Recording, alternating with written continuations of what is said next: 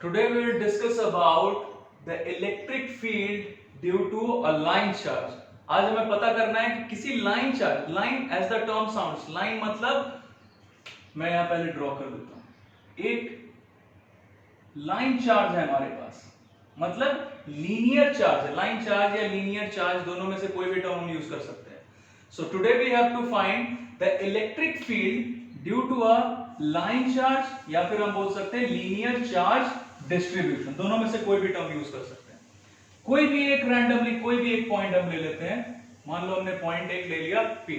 जैसे last class में we got to know about the electric field due to a uniformly charge sphere. तो uniformly charge sphere के अंदर अगर point P ले रहे थे या फिर यूनिफॉर्मली चार्ज स्फीयर के बाहर पॉइंट P ले रहे थे, तो ये दोनों कंडीशन हमने डिस्कस किया है कि इस पॉइंट पे, आउटसाइड पॉइंट पे या इंटरनल पॉइंट पे इलेक्ट्रिक फील्ड कैसे फाइंड करते हैं। अभी भी हम वही काम करने वाले हैं। हर बार हमने क्या किया था, अगर पॉइंट P पे इलेक्ट्रिक फील्ड फाइंड करना था तो पहले हम पॉइंट P से पास करता हुआ एक गॉसियन सरफेस या क्लोज सरफेस ड्रॉ करते थे, कंस्ट्रक्ट करते थे। या फिर अगर इंटरनल पॉइंट पे भी पॉइंट P था और यहां पे इलेक्ट्रिक फील्ड फाइंड करना था ये यूनिफॉर्मली चार्ज स्फीयर की वजह से, तो यहां से पास करता हुआ एक स्फीयर हम ड्रॉ करते थे। इंटरनल भी एक्सटर्नल भी, दोनों में यही किया था। क्यों कर रहे हैं हम ऐसा? बिकॉज ये इलेक्ट्रिक फील्ड जो हमें पॉइंट P पे फाइंड करना है, यहां एक्सटर्नल पॉइंट पे या इंटरनल पॉइंट पे, किसके हेल्प से फाइंड करना है? गॉस लॉ के हेल्प से। और गॉस लॉ हम कहां अप्लाई कर सकते हैं? Only to a close surface. तो सबसे पहले we need to construct a close surface. यहां या यहां क्लोज सरफेस बनाए। अब वैसे ही यहां पे भी हम वही काम करने वाले हैं। We are being asked to find the electric field due to this line charge, due to this linear charge distribution at a point P. ये point P जहां पे भी रहे हम फाइंड कर सकते हैं। तो देखते हैं क्या करेंगे। अब इस point P पे इलेक्ट्रिक फील्ड फाइंड करना है, किसके हेल्प से? गॉस लॉ से। तो इसका मतलब यहां पे भी point P से पास करता हुआ एक क्लोज सरफेस हमें ड्रॉ करना पड़ेगा। तो क्लोज सरफेस ड्रॉ करते हैं। क्या करेंगे हम इसके लिए? हम पॉइंट P से पास करता हुआ एक सिलेंडर ड्रॉ करते हैं।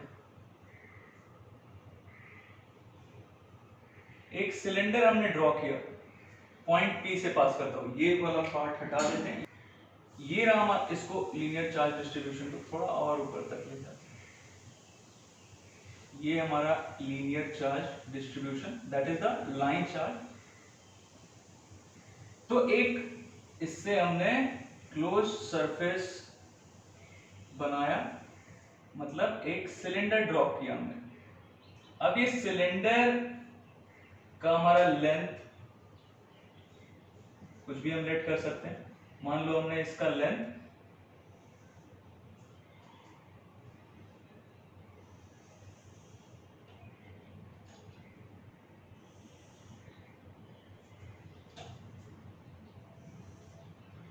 ये हमारे पास एक सिलेंडर है, इसका लेंथ जो कुछ भी है, मान लो इसका लेंथ हमने L लेट कर लिया।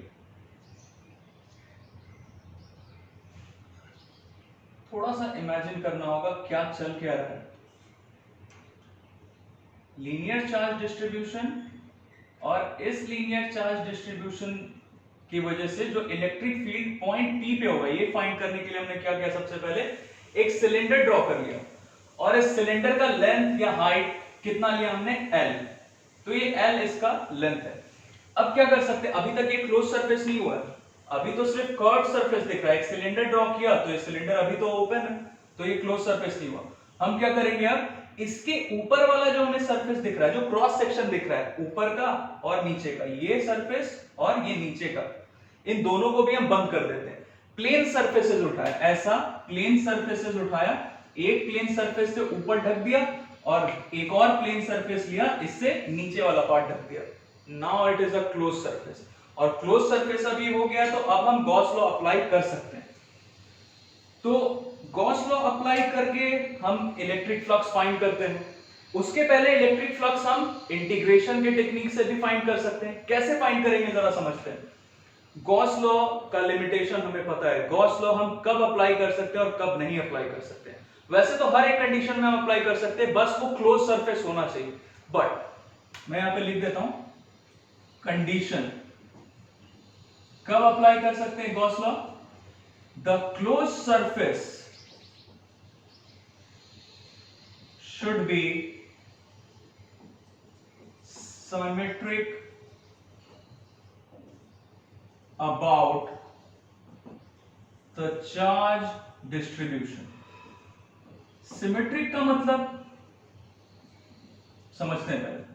अभी ये स्फीयर वाला लास्ट क्लास में देखा था, या अब सिलेंडर हमने कंस्ट्रक्ट कर लिया, यहां पे देखते हैं ये जो हमारा क्लोज सरफेस है it should B symmetric about the charge distribution. ये रहा हमारा लीनियर चार्ज डिस्ट्रीब्यूशन, और ये जो क्लोज सरफेस हमने कंस्ट्रक्ट किया है, जो सिलेंडर हमने कंस्ट्रक्ट किया है, इसका हर एक एलिमेंट, इसका हर एक पार्ट सिमेट्रिक होना चाहिए लाइन चार्ज के अबाउट, मतलब चार्ज डिस्ट्रीब्यूशन के अबाउट। सिमेट्रिक होने का क्या मतलब कि ये पार्ट, ये एलिमेंट, चलो यहां पे एक एलिमेंट ले लेते हैं, एक एलिमेंट यहां पे लिया या एक एलिमेंट यहां पे लिया, ये जितने भी एलिमेंट्स हम यहां अज्यूम करने वाले, कंसीडर करने वाले, ये सारे एलिमेंट्स इक्विवेलेंट होना चाहिए।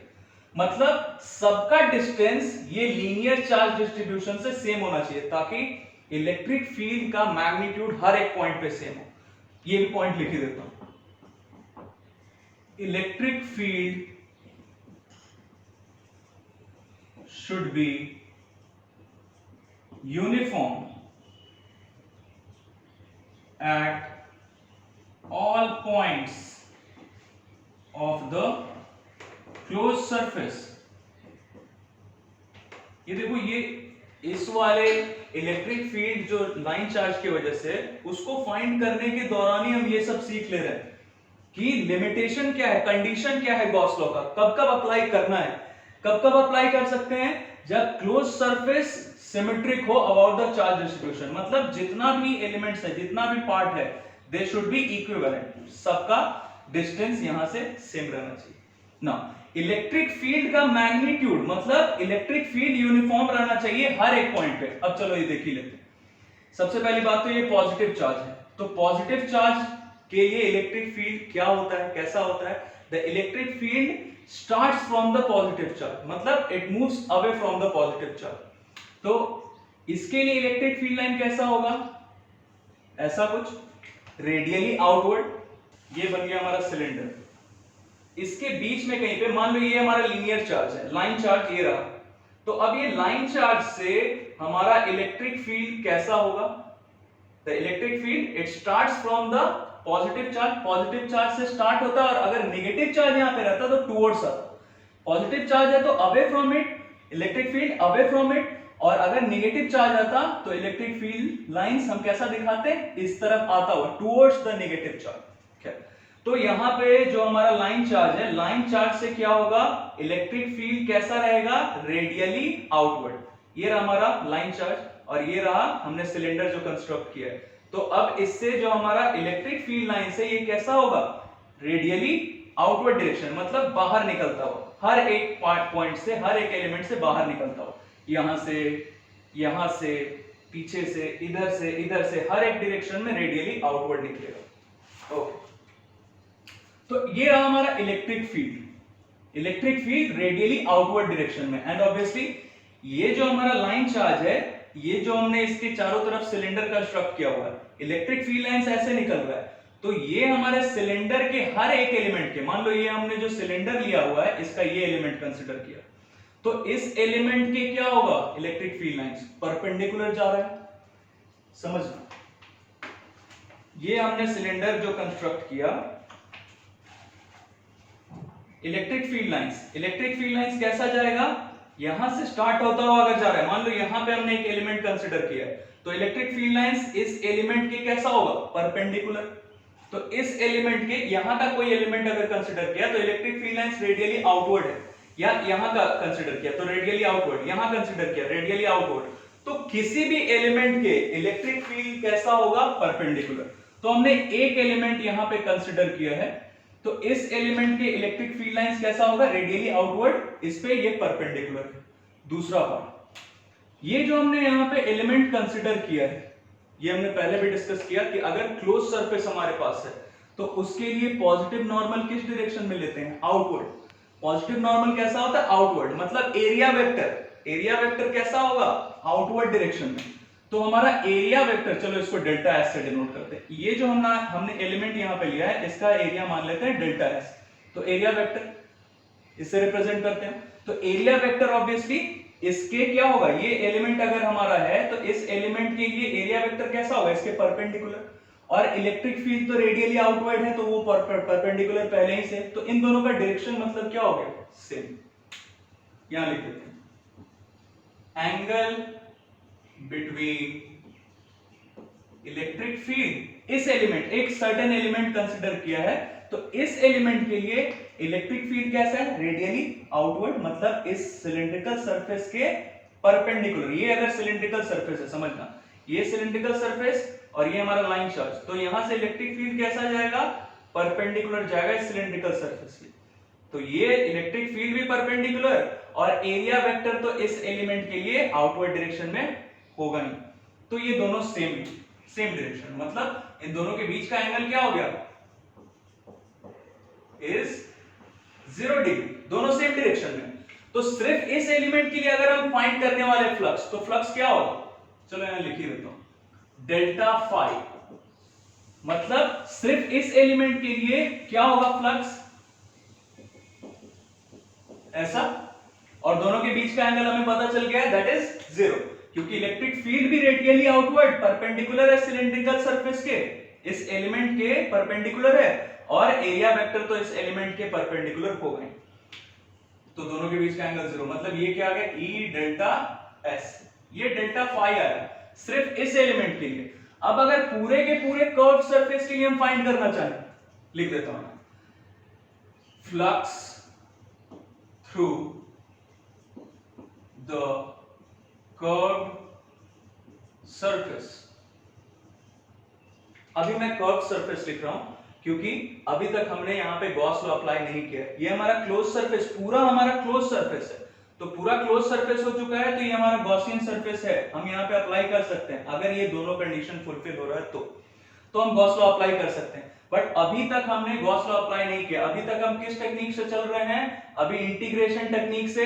पहले ये कर्व सरफेस का, सिर्फ ये कर्व सरफेस का फाइंड करेंगे, फिर प्लेन सरफेसेस का फाइंड करेंगे फ्लक्स, और दोनों को ऐड कर देंगे, तो पूरे के पूरे क्लोज सरफेस से हमारा जो फ्लक्स है वो हमें पता चल जाएगा। देखते हैं, तो flux through this curve surface, curve surface के लिए क्या करने वाले हैं हम, फाई पता करना है, तो ये क्या करेंगे हम, इसको मैं फाई 1 से डिनोट करता हूं क्योंकि अभी सिर्फ कर्व सरफेस का ले रहे हैं। तो सिर्फ कर्व सरफेस का लिए तो ये क्या हो गया, इंटीग्रेशन ई डेल्टा एस। और ये ध्यान रखना, अभी सिर्फ कर्व सरफेस ले रहे हैं, इसलिए मैं यहां पे ये सर्कुलर साइन नहीं दे रहा हूं इंटीग्रेशन के सिंबल के ऊपर। क्यों, क्योंकि ये साइन हम कब देते हैं, जब क्लोज सरफेस हो। तो अभी हम सिर्फ कर्व सरफेस का फाइंड कर रहे हैं, इसलिए इंटीग्रेशन में ये सिंबल नहीं दे रहे, सिर्फ ये दे। It should be very clear to you. तो ई डेल्टा एस का अगर इंटीग्रेशन हम कर दें, मतलब जितने भी छोटे छोटे ऐसे एलिमेंट्स हैं कर्व सरफेस के ऊपर, सबका फ्लक्स का समेशन कर दें, इंटीग्रेशन कर दें, तो फाई 1 आ जाएगा, मतलब electric flux through the curve surface. Electric field तो हर एक पॉइंट पे कांस्टेंट है, सेम है, यहां भी E, यहां भी E। चलो एक और दो पॉइंट पे दिखा देता हूं, यहां भी E होगा, यहां पे भी E होगा, यहां पे भी E होगा, मतलब जितना भी पॉइंट्स है कर्व सरफेस के ऊपर, सारे पॉइंट्स पे इलेक्ट्रिक फील्ड का मैग्नीट्यूड सेम। ओके, तो ये बाहर ले लिया डेल्टा एस। अब तुम्हें दिख रहा है कि ये delta H, delta H, delta H, delta H सब ऐड करेंगे तो मतलब कर्व सरफेस एरिया इस सिलेंडर का आ जाएगा। कर्व सरफेस एरिया कितना होता है सिलेंडर का, 2 पाई r, और ये हमारा कितना था, ये टोटल कितना है, ये पूरा है l, इधर लिख देता हूं, ये पूरा है लेंथ l, ये हो गया l ना। ये तुम्हें पता होना चाहिए कि कर्व सरफेस एरिया सिलेंडर का 2 पाई r L होता है, या 2 पाई r h, मतलब हाइट, सिलेंडर का जितना हाइट। तो ये तो आ गया सिर्फ कर्व सरफेस से। अब इन दोनों प्लेन सरफेसेस से भी देख लेते हैं क्या होगा। वैसे तो 0 होगा, बट समझ लेते हैं कैसे होगा। इलेक्ट्रिक फील्ड हर जगह कैसा है, इस डायरेक्शन में, हर जगह, यहां भी, यहां भी, यहां भी, मतलब हर जगह इलेक्ट्रिक फील्ड का डायरेक्शन क्या होगा, away from the linear charge distribution.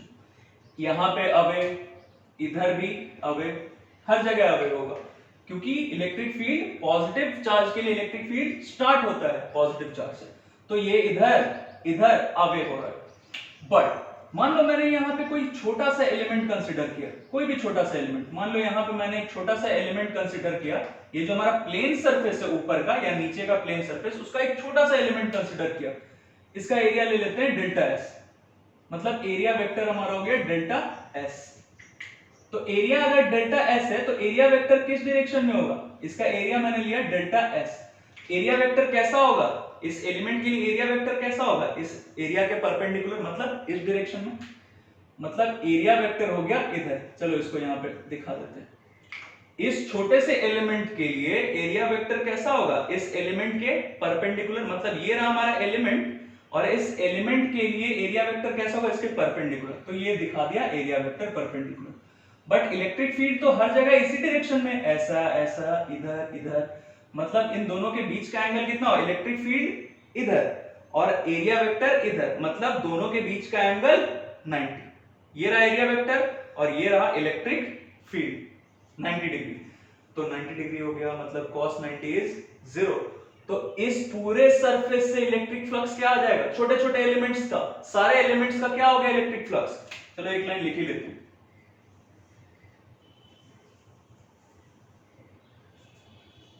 Electric flux through plane surfaces, क्या हो जाएगा ये, E डेल्टा एस सबका किया तो इसका भी इंटीग्रेशन ले ही लेते हैं। क्या हो गया, हर एक पार्ट के लिए, हर एक एलिमेंट के लिए फाइंड करो ई delta S E delta S E delta S, तो सबके लिए 0 0 0 0, वैसे यहाँ पे 0 0 0 0 सबका फ्लक्स आ गया, मतलब ये ओवरऑल क्या आ गया 0। तो अब एंटायर फ्लक्स मतलब पूरे के पूरे क्लोज, अब हम क्लोज सरफेस ले रहे हैं, पहले फाइंड कर लिया कर्व के लिए, फिर फाइंड कर लिया प्लेन सरफेस के लिए, वो ऊपर वाला हो या नीचे वाला हो, क्रॉस सेक्शन सबके लिए फाइंड कर लिया। अब अगर इन दोनों का एडिशन कर दें तो एंटायर फ्लक्स, टोटल फ्लक्स आ जाएगा। मैं इस वाले पार्ट को, कंडीशन को हटा दे रहा हूं, ये ध्यान रखना, ये कंडीशन अभी फिलहाल, वैसे हम अप्लाई कहीं पे भी कर सकते हैं, ऐसा नहीं है कि अगर चार्ज डिस्ट्रीब्यूशन हम यहां लेते हैं या यहां लेते हैं तो गॉस लॉ अप्लाई नहीं कर सकते, कर सकते हैं, बिल्कुल कर सकते हैं, बट उसका हमारे लिए कैलकुलेशन थोड़ा कॉम्प्लेक्स हो जाएगा।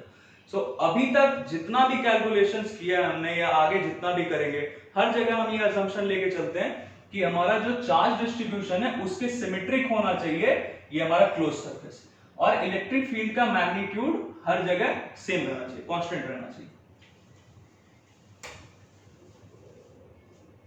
अब ये देखते हैं, तो टोटल फ्लक्स थ्रू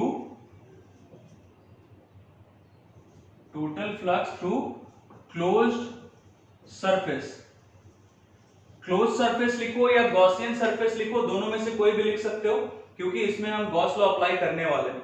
तो अभी हमने क्लोज सरफेस लिखा है, इसमें total flux through close surface कितना आ गया, ये प्लस ये, मतलब E2 पाई आर एल, दोनों ऐड कर दिया, तो टोटल फ्लक्स, चलो इसको मैं ऐसे डिनोट कर देता हूं, ये हमारा क्या है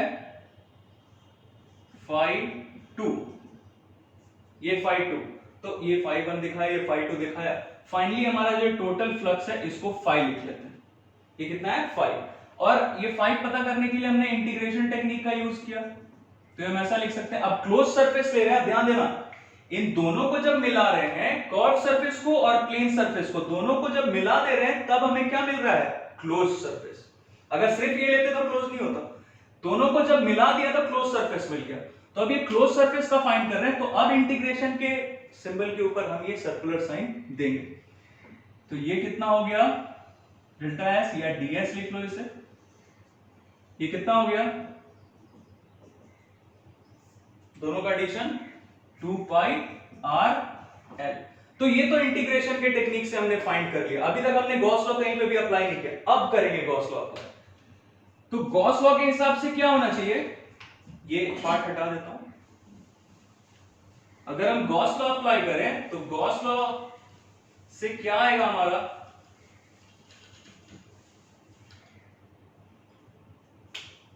बाय गॉस लॉ। अब हमारा ये क्लोज सरफेस है और जो हमारा कंडीशंस होना चाहिए वो सब फुलफिल है। तो अब गॉस लॉ हम अप्लाई करते हैं, बट गॉस लॉ के लिए हमें क्या क्या चाहिए, चलो यहां लिख देता हूं एक लाइन। गॉस लॉ क्या बताता है, इसके लिए हमें क्या चाहिए, कैसे फाइंड करते हैं, ये होगा Q इनसाइड, मतलब इस क्लोज सरफेस के अंदर, गॉसियन सरफेस के अंदर जितना चार्ज एनक्लोज्ड है उसका वैल्यू बाय एप्सिलॉन नॉट। तो हमारा क्लोज सरफेस क्या है, गॉसियन सरफेस किस शेप में है, सिलिंड्रिकल शेप में, मतलब इस पूरे सिलेंडर के अंदर जितना चार्ज एनक्लोज्ड है उसका वैल्यू रखेंगे, बाय एप्सिलॉन नॉट कर देंगे, तो हमारा गॉस लॉ से भी ये फाई का वैल्यू आ जाएगा। तो फाई का वैल्यू पता करने के लिए हमें इस सिलिंड्रिकल सरफेस के अंदर, गॉसियन सरफेस के अंदर कितना चार्ज एनक्लोज्ड है ये पता करना है। अब जरा ध्यान देना, ये हमारा जो लीनियर चार्ज डिस्ट्रीब्यूशन है, इसके लिए हम एक टर्म यूज करते हैं, linear charge density. Linear charge density मतलब, यहां लिख देता हूं, लीनियर चार्ज डेंसिटी, मान लेते हैं इसका लीनियर चार्ज डेंसिटी कितना है, कोई भी वैल्यू ले लेते हैं, रो ले लेते हैं। लीनियर चार्ज डेंसिटी का मतलब क्या, charge per unit length, simple है, लीनियर टर्म यूज कर रहे हैं इसीलिए पर यूनिट लेंथ ले रहे हैं। तो लीनियर चार्ज डेंसिटी बोलो या फिर चार्ज पर यूनिट लेंथ बोलो, both the terms are same. तो ये हमने मान लिया कि ये जो हमने इसके ऊपर चार्ज डिस्ट्रीब्यूशन है, इसका लीनियर चार्ज डिस्ट्रीब्यूशन जो है इस लाइन चार्ज के ऊपर, इसका डेंसिटी कितना है, मतलब चार्ज पर यूनिट लेंथ कितना है, ये हम मान लेते हैं रो, चार्ज पर यूनिट लेंथ। और इस सिलिंड्रिकल सरफेस के, इस गॉसियन सरफेस के अंदर कितना पार्ट है, ये लाइन चार्ज तो इतना बड़ा है, बट इस लाइन चार्ज का कितना पार्ट इस गॉसियन सरफेस के अंदर है, सिर्फ इतना पार्ट। ध्यान देना, इस गॉसियन सरफेस के अंदर ये लाइन चार्ज हमारा इतना बड़ा है, बट मान लो मैंने एक सिलेंडर इसके चारों तरफ कंस्ट्रक्ट किया, ऐसा सिलेंडर कंस्ट्रक्ट किया, तो लाइन चार्ज तो पूरा यहां से लेके यहां तक है, बट ये पूरा लाइन चार्ज तो हमारे गॉसियन सरफेस के अंदर नहीं, एनक्लोज नहीं है, सिर्फ कितना पार्ट एनक्लोज्ड है, जितना तुम्हें नहीं दिख रहा है, मेरे हाथ के ऊपर और इधर नीचे ये जो पार्ट दिख रहा है ये एनक्लोज नहीं है गॉसियन सरफेस के अंदर, सिर्फ कितना पार्ट एनक्लोज्ड है, जितना तुम्हें दिख नहीं रहा, मतलब इतने दूर का पार्ट, इतने दूर का पार्ट जितना है सिर्फ उतना ही चार्ज एनक्लोज्ड है इस गॉसियन सरफेस के अंदर। तो हम फाइंड कर सकते हैं चार्ज पर यूनिट लेंथ हमें पता है, दैट इज रो, और कितना लेंथ है इस, ये जो हमारा लाइन चार्ज है इसका कितना लेंथ होगा इस सिलिंड्रिकल सरफेस के अंदर, जितना इसका लेंथ है, जितना सिलेंडर का लेंथ है, मतलब इस लाइन चार्ज का लेंथ L लेंथ इस कर्व सरफेस, इस गॉसियन सरफेस के अंदर है, एनक्लोज्ड है। तो हम फाइंड कर सकते हैं, लिख देता हूं यहां, charge enclosed in the Gaussian surface या क्लोज सरफेस। तो कितना है लाइन चार्ज का, कितना लेंथ इसके अंदर है, L, लाइन चार्ज का L लेंथ इस गॉसियन सरफेस के अंदर एनक्लोज्ड है। तो हम चार्ज पता कर लेते हैं, लीनियर चार्ज डेंसिटी था रो, और कितना लेंथ इसके अंदर है L, तो रो L हो गया charge enclosed in the Gaussian surface. अब यहां वैल्यू रख लेते हैं फटाफट, क्या हो गया, रो L बाय एप्सिलॉन नॉट। तो ये आ गया हमारा फाई का वैल्यू, ये गॉस लॉ से हमने फाइंड किया, और ये जो फाइंड किया था ये सब पहले पहले कर्व सरफेस का, फिर प्लेन सरफेस का, मतलब इंटीग्रेशन के टेक्निक से ये फाइंड किया, और गॉस लॉ से फटाफट हमारा वैल्यू ये आ गया।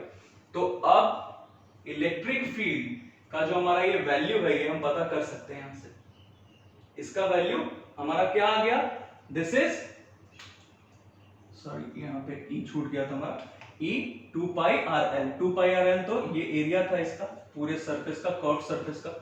तो अब हम इन दोनों को इक्वेट कर सकते हैं, क्या हो गया, E 2 पाई RL, क्योंकि ये दोनों तो फाई ही है, मतलब electric flux through the Gaussian surface, electric flux through the close surface, ये इंटीग्रेशन टेक्निक से आया और ये डायरेक्टली गॉस लॉ से आया। तो दोनों सेम वैल्यू, दोनों को इक्वेट कर लेते हैं, ये मान लो ये इक्वेशन 2 और ये हमारा इक्वेशन 1, दोनों को इक्वेट करो, क्या हो गया, E 2 pi RL equals to rho L by epsilon naught. यहां से E का वैल्यू क्या आ गया, ये देखो तो, ये तो कैंसिल हो गया।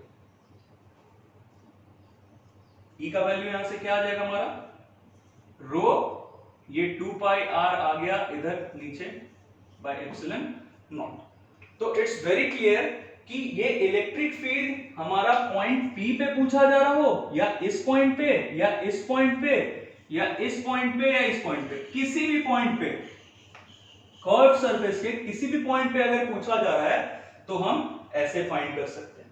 इलेक्ट्रिक फील्ड का वैल्यू हर एक पॉइंट पे, कर्व सरफेस के हर एक पॉइंट पे कितना होगा, rho, that is the linear charge density by 2 pi r epsilon naught. बाकी सब तो, रो भी यहाँ पे क्या है, constant, 2 pi constant, epsilon naught constant. मतलब ये डिपेंड किस पे कर रहा है, r पे। द डिस्टेंस, ये हमारा r है, इतना डिस्टेंस, और ये r है क्या, the distance of the point from the linear charge distribution, मतलब फ्रॉम द लाइन चार्ज। तो ये r का वैल्यू पे ये डिपेंड कर रहा है। r का वैल्यू अगर तुम चेंज करोगे तो इलेक्ट्रिक फील्ड भी चेंज होगा। मान लो p यहां पे नहीं लेते, यहां पे लेते, या p यहां पे लेते, तो r का वैल्यू जैसे जैसे चेंज होगा वैसे वैसे इलेक्ट्रिक फील्ड का वैल्यू चेंज होगा।